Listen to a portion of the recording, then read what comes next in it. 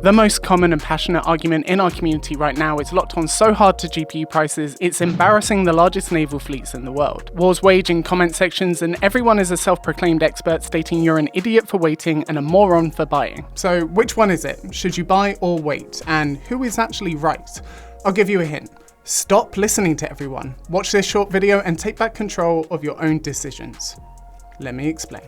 So I have a question. Are you an avid PC enthusiast stuck with that ugly ass Windows watermark ruining your gaming and streaming experience? Well, I have great news for you. WhoKeys is a software licensing website dedicated to getting you affordable keys. And the best part is you can get rid of that watermark in a matter of minutes. All you need to do is head down to the video description, click the sponsor link and enjoy an additional 25% off using my coupon code TL20. With PayPal checkout and quick key delivery, all you need to do is hit the Windows key, type activate and paste your key right here to become fully activated. It really is that simple and that cheap. So head down to the video description if that sounds right for you. And thank you WhoKeys for sponsoring this video. So to quickly fill everyone in, current generation GPUs launch with extremely compelling price to performance compared to previous gen. The only problem was no one was able to freely go to a retailer and actually buy one. Until recently. And if you want to learn more about what actually happened during the GPU crisis, definitely watch this video. But the outcome of that has led us to the situation that we currently find ourselves in today. RTX 3000 and RX 6000 GPUs are now back in stock, and even better, many of them are below MSRP. So obviously now is the right time to buy, right? Well, Jay seems to think so and doesn't see prices getting better, but many others disagree, stating that the next generation is coming soon and that these discounts are not enough. So even with the discounted prices, they're still a bad buy, right? Well, it's not that simple.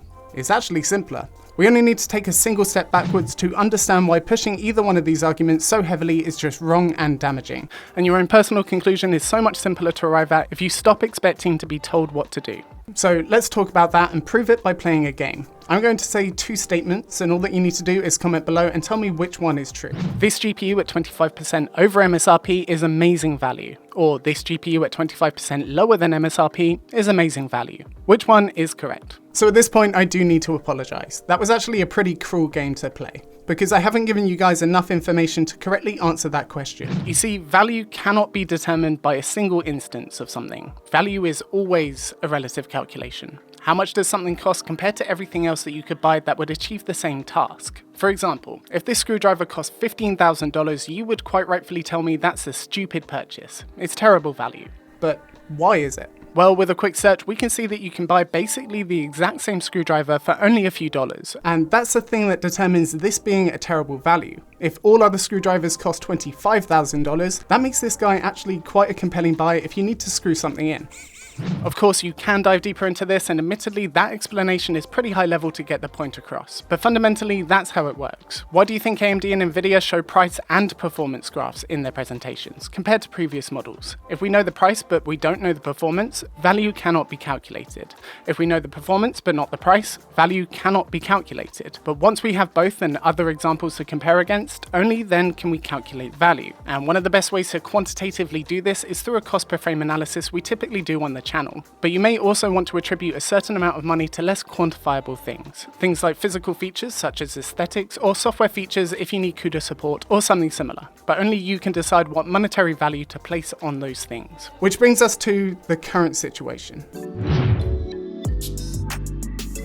I do fully understand why everyone's upset. I'm upset too for exactly the same reasons. In an ideal world, the current generation would be discounted more heavily given how far along the product lifecycle we are. But the flip side of that is, if you were considering buying a GPU a few months ago, you're now getting the same performance for significantly less. So the funny thing is, both of those are valid but contradictory perspectives, which means that Jay is correct, but it's also not the full story. If you're only considering new cards and for some reason need a 3090 for say its 24 gigabytes of memory, a model that's $300 cheaper is obviously better value than a model that's $300 more expensive. But where it gets more complicated is when we speculate on upcoming releases, which is where you need to stop listening and do some independent thought. The next generation from AMD and Nvidia are meant to be big jumps in performance. We won't know exactly what the performance is until they're independently reviewed, but there are several leaks. However, when we talk about the next generation, this is where we get into the unknown, and you need to think about what risk you specifically are willing to adopt. So the questions that I want you to start asking yourself is, how much is your budget?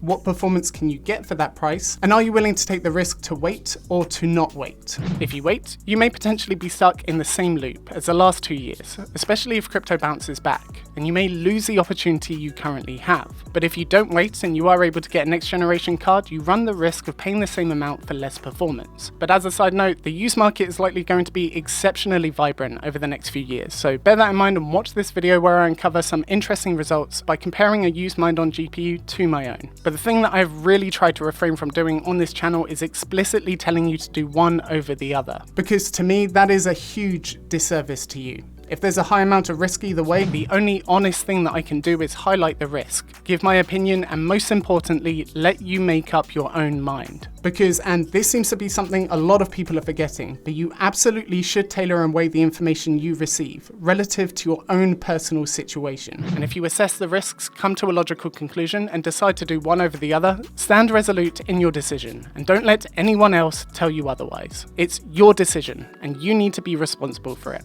So even if you end up being wrong, try not to be retroactively upset about it. No one can see the future, and at least you tried your best, given your situation and what we know. I do encourage you to discuss why you went one way over another, especially in the comment section of this video, as it will help other people understand how their situation may relate to yours. But as I've said before, don't let somebody with limited insight into your personal situation determine the outcome. So thank you very much for watching. Get subscribed, turn on notifications, or at least check out another video before you do. I have some recents in the video description and the comments section for you to check out. Otherwise, share this video, and remember, a like is always appreciated, and I hope you have an amazing day.